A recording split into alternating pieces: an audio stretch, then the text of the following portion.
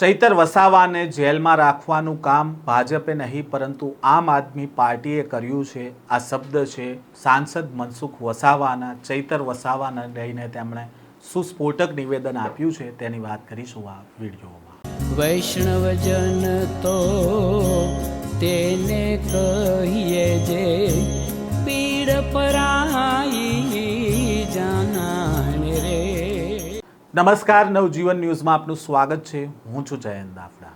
ડેડિયાપાડાના ધારાસભ્ય ચૈતર વસાવા સામે આરોપ લાગ્યો હતો વનકર્મીઓને માર મારવાનો, તેમને ધમકાવવાનો અને ફાયરિંગ કરવાનો। જો કે આ કેસમાં નર્મદા કોર્ટ છે તે ચૈતર વસાવા તેમના પત્ની સહિતના 9 આરોપીઓને 7 વર્ષની સજા ફટકારી છે।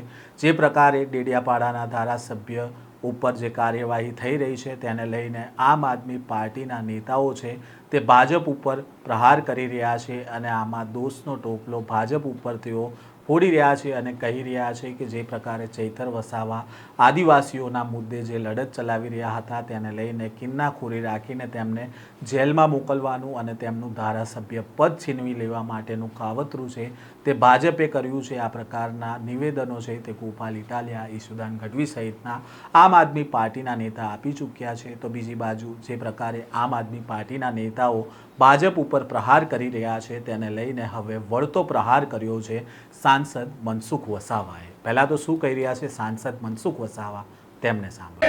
સોશિયલ મીડિયામાં કેટલું જોર શોરમાં ચાલે છે ભાઈ। કોઈ સરકારનો ઈરાદો નથી કે પાર્ટીનો કોઈ ઈરાદો નથી કે કોઈને જેલમાં મૂકી દે, કોઈના પર ખોટા કેસ કરવાના। કોઈને હું વિશ્વાસ સાથે કહું છું, હું દાવા સાથે કહું છું, પાર્ટીનો કોઈનો ઈરાદો નથી કોઈને ખોટી રીતના કોઈ કેસમાં ફસાવવાનો, ખોટા કેસો કરવાના। તમે બધા જાણો છો।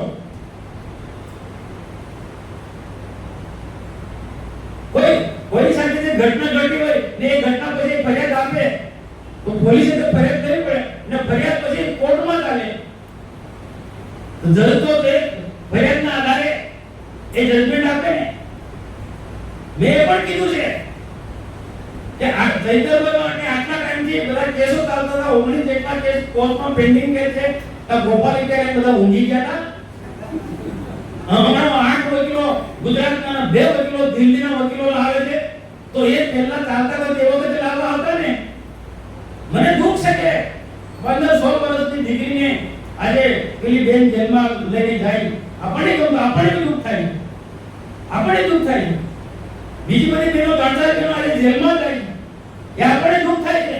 પણ કાયદાનું કામ કોર્ટનું જજમેન્ટ છે ભાઈ। સરકારનું હોય તો હમણાં હું જઈને કહેતો પણ સરકારનું કામ તો થોડું છે। સરકાર પણ તમે જો કેટલું જૂઠાણું કેવું ચાલે છે અને રાજકીય સ્ટન્ટ કઈ રીતના કરે છે। આખો રાજકીય સ્ટન્ટ કઈ રીતના કરે આખા ગુજરાતની અંદર આમ આદમી પાર્ટીના લોકો સરકારના માથે માટલા ધોવે, ભાજપના માથે માટલા ધોવે છે। તમે જુઓ આવું તો ક્યાં ભૂતકાળમાં જોયું નથી। કોંગ્રેસ વાળાએ આવું નહોતું કર્યું। સમાજને લોકોને ગેરમાર્ગે દોરી રહ્યા છે। ગુજરાતના લોકોને આ કેજરીવાલ એની કંપની ગેરમાર્ગે દોરી રહી છે। ચૈતરભાઈ વસાવાના ઓફર હેઠળ ચૈતરભાઈના નામે આમ આદમી પાર્ટીના નેતાઓ આમ આદમી પાર્ટીને મજબૂત બનાવી રહ્યા છે। પછી આટલા બધા વિદ્વાન લોકો છે, ઈશુદાન ગઢવી, ગોપાલ ઇટાલિયા, આજે તો મેં જોયો કોર્ટ સારો સજ્જન વિદ્વાન છે। તો એ વિદ્વાનનો તમે આના ચૈતર માટે કેમ ઉપયોગ નથી કર્યો? કેટલા ડિબેટમાં પેલા બહુ મોટી દલીલો કરે, આમ થતું તો તમારે જો બુદ્ધિનો ઉપયોગ કરવો હતો ને આ કેટલા જજ કહે તો કે ચૈતરની સામે કોર્ટની અંદર બધા કેસ ચાલી રહ્યા છે તો તે વખતે તમારા દિમાગનો ઉપયોગ કરવો હતો ને। કમ સાના મને નહીં કહેતા।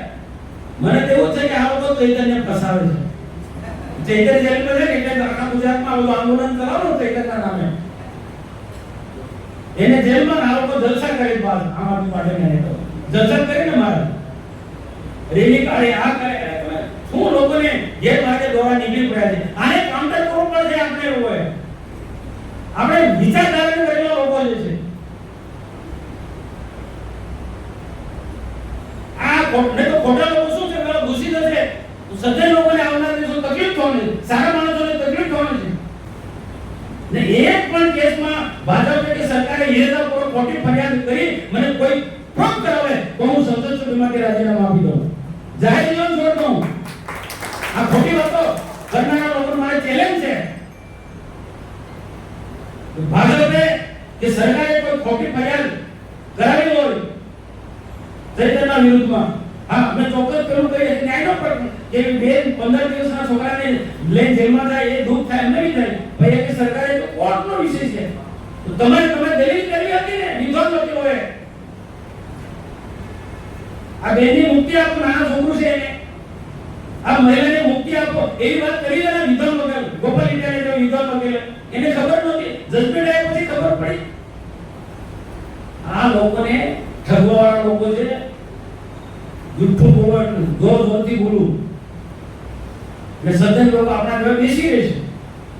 આપે સાંભળ્યા સાંસદ મનસુખ વસાવાને. તેમણે ગોપાલ ઇટાલિયાને કહ્યું કે તમે વકીલાત કરો છો તો શા માટે તેઓ કોર્ટમાં જઈને ધારદાર દલીલ ન કરી. અત્યારે જે પ્રકારે તેમને સજા સંભળાવવામાં આવી છે તેમાં ભાજપનો કોઈ રોલ નથી. તેમનો જે કેસ હતો તે કેસ આધારે કાર્યવાહી કરવામાં આવી છે તે પ્રકારનું નિવેદન મનસુખ વસાવાએ કહ્યું છે. સાથે જ તેમણે કહ્યું છે કે જે પ્રકારે આમ આદમી પાર્ટીના નેતાઓ છે તેમણે જ ચૈતર વસાવાને જેલમાં રાખવાનું કાવતરું કર્યું છે અને તેમણે જેલમાં જાય ત્યારબાદ તેઓ આંદોલન અને રેલીઓ કરી અને આમ આદમી પાર્ટીના નેતાઓ છે તે ચમકવા માટે થઈને ચૈતર વસાવાને જેલમાં રાખવા માંગતા હોય તે પ્રકારનું નિવેદન છે તે મનસુખ વસાવા દ્વારા આપવામાં આવ્યું છે. આ પ્રકારના સમાચાર સાથે ફરી મળીશું. નવજીવન ન્યૂઝ સાથે જોડાયેલા રહેજો.